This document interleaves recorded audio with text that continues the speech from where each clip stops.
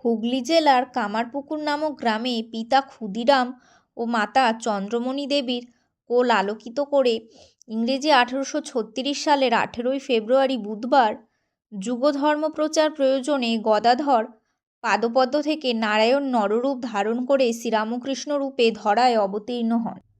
ঠাকুর শ্রী শ্রী রামকৃষ্ণ দেবের নররূপ ধারণ করে অবতরণ থেকে তার বিভিন্ন ধর্মমতে ও পথে সাধনা করে যে উপলব্ধি করেছেন সেগুলি মূর্তির এবং ছবির মাধ্যমে প্রদর্শন করা হলো।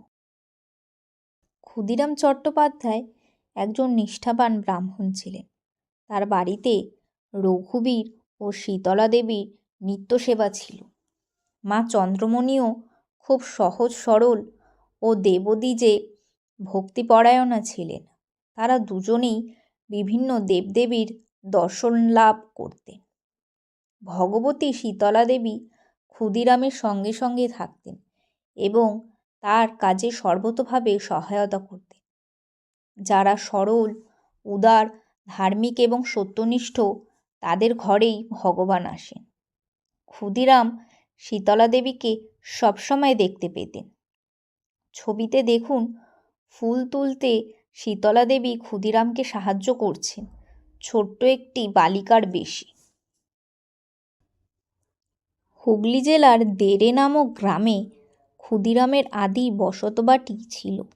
সেখানে প্রায় 40 বছর যাবৎ পত্নী চন্দ্রা দেবী, পুত্র রামকুমার ও কন্যা কাত্যায়নীকে নিয়ে জমি জমা, পুকুর এবং প্রতিষ্ঠিত শিব মন্দির ও ঠাকুর সেবার মাধ্যমে তার খুবই আনন্দে দিন কাটছিল।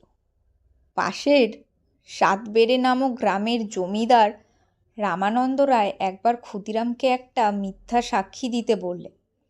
নিষ্ঠাবান ব্রাহ্মণ ক্ষুদিরাম সব কিছু ছেড়ে দিতে রাজি আছেন, তবুও মিথ্যা কথা বলবেন না। এ কথা বলায় জমিদার ক্ষুদিরামের জমি জমা বসতবাটি সব কেড়ে নিয়ে গ্রাম থেকে তাড়িয়ে দিলেন। ক্ষুদিরাম জানেন জীবনের উদ্দেশ্য ভগবান লাভ। যারা সত্যে আট আছে সে ভগবানের কোলে শুয়ে আছে। পিতৃপুরুষের ভিটেবাড়ি ছেড়ে দেড়গ্রাম থেকে চিরকালের জন্য চলে যেতে হবে। কোথায় যাবেন, কি করবেন, চিন্তা তো ছিল, তবু মনে এই জোর ছিল যে গৃহদেবতা রঘুবীর একটা ব্যবস্থা অবশ্যই করবে।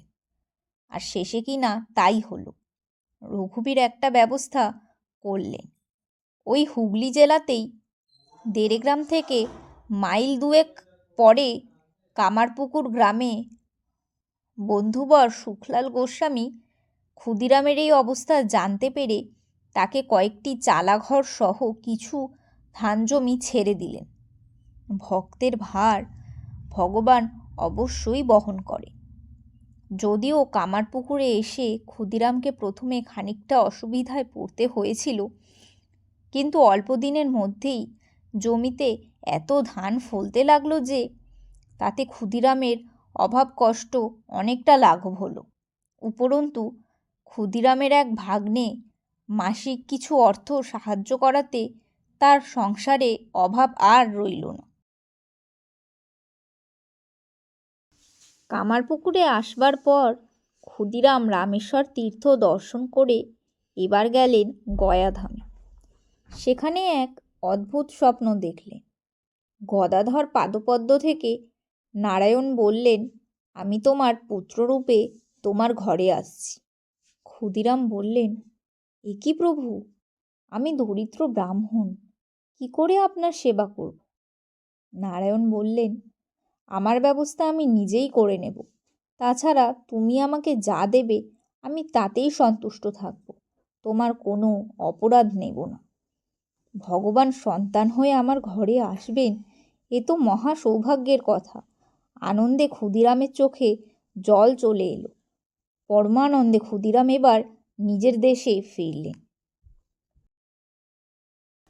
যোগীদের শিব মন্দিরের সামনে একদিন চন্দ্রাদেবী দাঁড়িয়ে আছেন। হঠাৎ দেখেন যে শিবের গা থেকে জ্যোতি বেরিয়ে তার শরীরে প্রবেশ করল। চন্দ্রাদেবী প্রথমে ভয় পেয়েছিলেন বটে, কিন্তু পরে বুঝতে পেরেছিলেন যে ভগবান জ্যোতির আকারে তার ছেলে হয়ে আসছে। মানুষ যখন ভগবানের কথা ভুলে যায় তখন তিনি এক একবার মানুষ হয়ে এসে তার কাছে যাওয়ার পথ দেখিয়ে দেন। বসুদেব দেবকী, মায়াদেবী, সচিমাতা, মেরি প্রভৃতিও ভগবানকে পুত্ররূপে পাওয়ার আগে ক্ষুদিরাম চন্দ্রাদেবীর মতো কত ঈশ্বরীয় রূপে দর্শন করেছিলেন। ভাগবতে আছে, শ্রীকৃষ্ণ যখন দেবকীর গর্ভে তখন তার রূপে কারাগার জ্যোতিতে আলোকিত হয়ে থাকত। তিনি কত সব দেবতাদের দেখতে পেতেন।